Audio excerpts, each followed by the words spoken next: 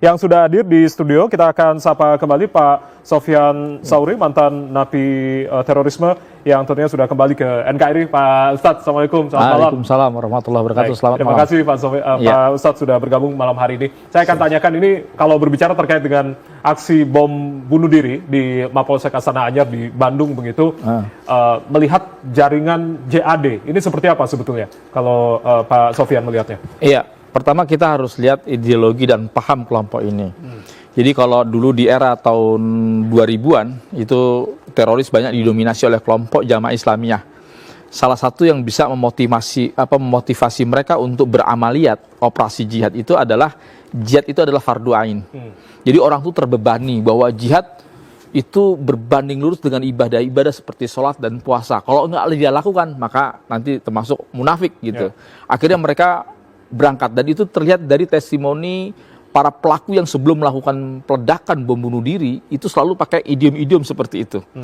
Ketika 2010 ada istilahnya fair enemy, near enemy, ada musuh dekat dan musuh jauh. Setelah Jamaah Islam musuh jauh yaitu aset simbol Amerika, nah mulai mereka tertuju kepada yang namanya musuh dekat, dan itu sangat dipengaruhi oleh paham ideologi mereka terkait bahwa pemerintah hari ini itu adalah tidak menegakkan hukum Allah, tidak menegakkan hukum Islam.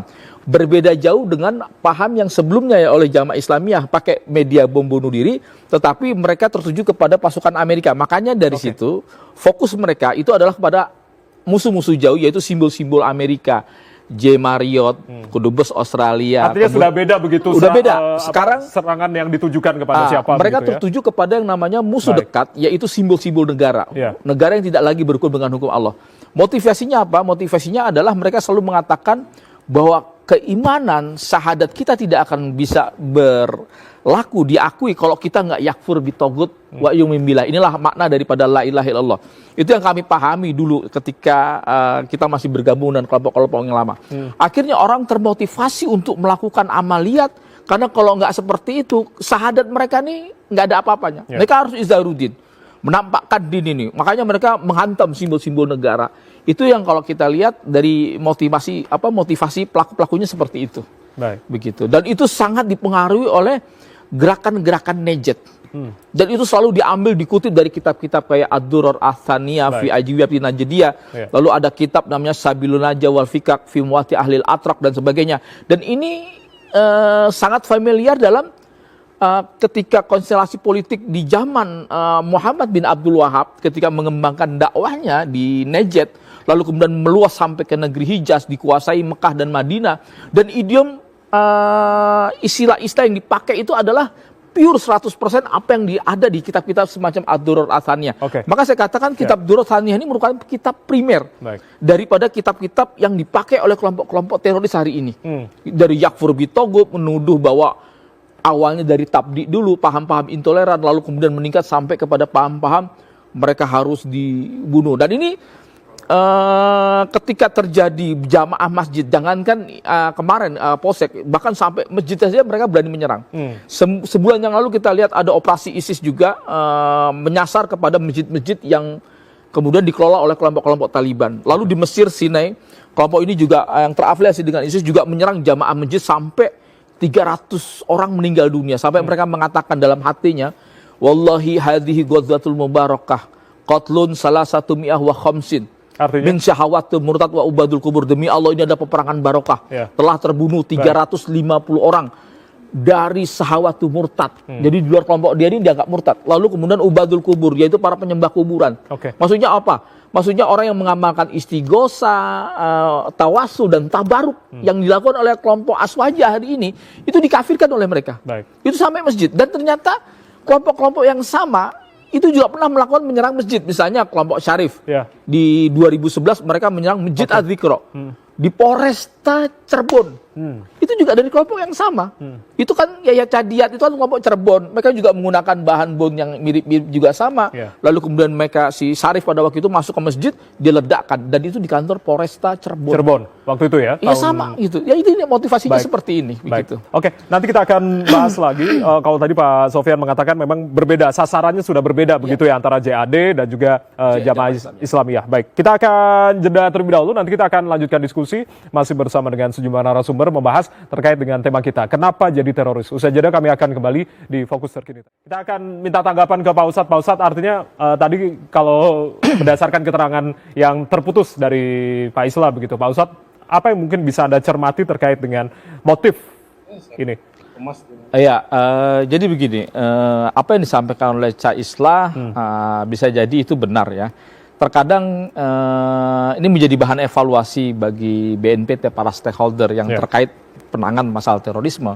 Yang membuat kita aneh itu kadang udah tahu dia tidak NKRI, misalnya begitu. Terus dia tidak bisa dipaksa untuk mengikuti deradikalisasi gitu, tidak ya? Mau ini. Lah terus kalau udah gitu kita diamkan, kan enggak juga gitu. Berarti seharusnya kalau orang yang sudah tidak NKRI, belum tanda tangan, berarti ada kemungkinan dia akan kembali kepada kelompok yang lama dan bisa kemungkinan dia akan berbuat kembali. Berkomunikasi dengan jaringan yang lama begitu ya. Seharusnya para stakeholder ya menganggap bahwa kelompok-kelompok yang masih merah ini seharusnya fokus kepada kelompok-kelompok ini, dan ini rentan. Memang tidak ada paksaan mereka akan mau ikuti derat, tapi bukan berarti negara diam dalam masalah ini gitu. Maka ini harus dievaluasi, apa sanksi apa buat mereka yang tidak mau mengikuti program gitu. Apakah sanksi sosial dan sebagainya, misalnya mereka akan sulit mendapatkan KTP, mereka akan sulit mendapatkan perizinan, regulasi usaha dan ekonomi dan sebagainya. Saya rasa bisa melalui cara-cara seperti itu, ketimbang kita ketika kita nggak ada kok, nggak bisa memaksa mereka juga ya. Kalau nggak bisa dipaksa berarti kita diamkan. Justru ini yang lebih berbahaya. Walaupun katanya dia juga sudah pernah ikut program dan sebagainya, tetapi catatan kita bahwa Agus Suyatno ini memang tidak NKRI, dia bahkan dicatat sebagai ini kelompok merah. Seharusnya para stakeholder juga, apakah itu BNPT, apakah itu BAIS, BIN, itu kan punya unit-unit terkait dengan pencegahan, deradikalisasi, gitu. Artinya selama ini tidak ada monitoring. Saya rasa seperti itu, ada kesalahan. Ini menjadi catatan evaluasi buat kita, bagi kelompok-kelompok yang merah, yang tidak mau tanda tangan NKRI, yang tidak kooperatif, harus mendapatkan fokus.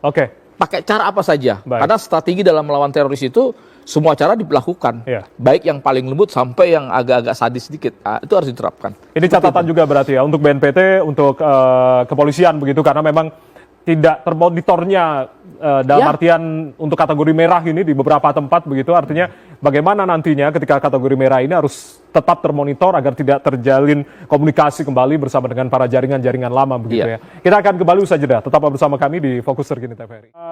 Pak Ustadz, seperti apa? Apa mungkin Anda bisa cermati dari apa yang tadi sudah kita diskusikan di segmen ini? Ya, menurut catatan saya berarti Agus Suyatno termasuk ke 71 orang napiter yang kemudian berbuat kembali. Ini menjadi sebuah catatan. Hitungannya ada Agus ini 71 begitu ya? Ya, ada yang 3 kali mereka berbuat lagi, ada yang 2 kali, kebanyakan 2 kali. Dan Agus Suyatno termasuk orang yang 2 kali kemudian dia terlibat lagi dalam kasus terorisme. Dan ini menjadi sebuah evaluasi. Saya curiga justru pendekatan-pendekatan para ex-napiter ketika dia mencoba kooperatif, tadi dikatakan oleh Pak Cak Islah Barawi, dia sudah ikut program, berarti ada semacam memanfaatkan program-program negara, ada sikap-sikap pragmatis dan opportunity. Jadi dia nggak sepenuhnya. Ini jadi evaluasi, ternyata memang penanganan terorisme nggak hanya memenuhi kebutuhan ekonomi saja gitu, tapi juga harus mereka sembuh secara lahir dan batin. Artinya mereka mau dibantu nggak dibantu, mereka tetap NKRI, mereka tetap menjaga keamanan gitu. Dan ini menjadi catatan evaluasi yang penting bagi kita dalam penanganan terorisme gitu. Artinya program-program ideologi juga terus dilakukan ya. Dan saya melihat kadang saya entah ya apakah BNPT dan 88 dan sebagainya. Tentu ini melalui ketika pendekatan melalui asesmen dan profiling gitu. Jangan sampai dalam penanganan terorisme ini jadi blunder.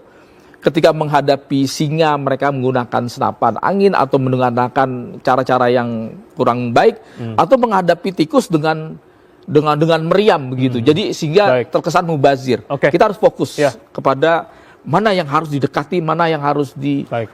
ini kan. Gitu. Harus fokus apa yang bisa didekati, apa yang menggunakan strategi-strategi tersendiri begitu. Baik, kita akan apa yang harusnya kita lakukan begitu melihat strategi dari para napiter ataupun juga para teroris ini dalam artian dalam melakukan aksinya begitu.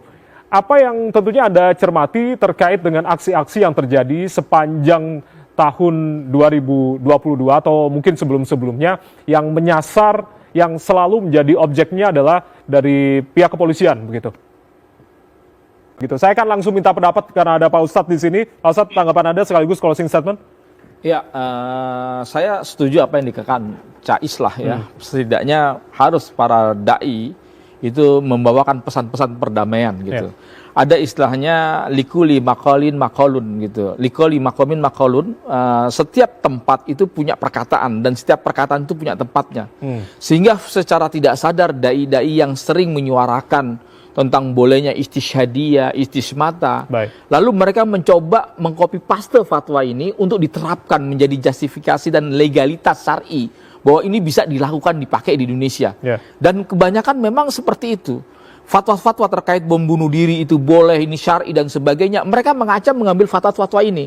Makanya hati-hati ya, masyarakat kita, masyarakat awam, ada yang mereka juga nggak bijak dalam memakai fatwa-fatwa tersebut. Ya, hendaknya mengeluarkan fatwa harus ada catatan. Misalnya ini cuma di Palestina terkait masalah ini. Ini nggak bisa diterapkan dalam negeri Indonesia yang bersifat aman. Jangan sampai kemudian berhenti di situ sehingga ada interpretasi yang kemudian mencoba dipakai oleh kelompok-kelompok teroris. Ini sangat berbahaya sekali fatwa-fatwa seperti ini. Dan saya menyuruhkan untuk yuk kita bangun Indonesia, kita memasuki 2024 ya. Tahun politik dan sebagainya, hendaknya kita harus membawa angin perdamaian, ya kesejukan, agar juga tensi kita terus menurun. Oke, tugas kita bersama tidak hanya tokoh agama, tidak hanya psikolog, tidak hanya media, masyarakat, BNPT, kepolisian, TNI, Polri, begitu tugas kita bersama untuk sama-sama untuk bisa mencegah aksi terorisme atau kita tentunya tidak berharap terulang kembali. Terima kasih.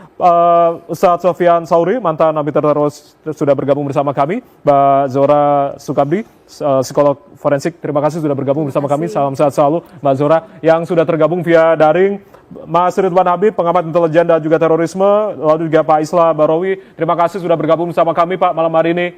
Mas Ridwan, terima kasih, salam sehat selalu. Sama-sama, Mas Wijaya.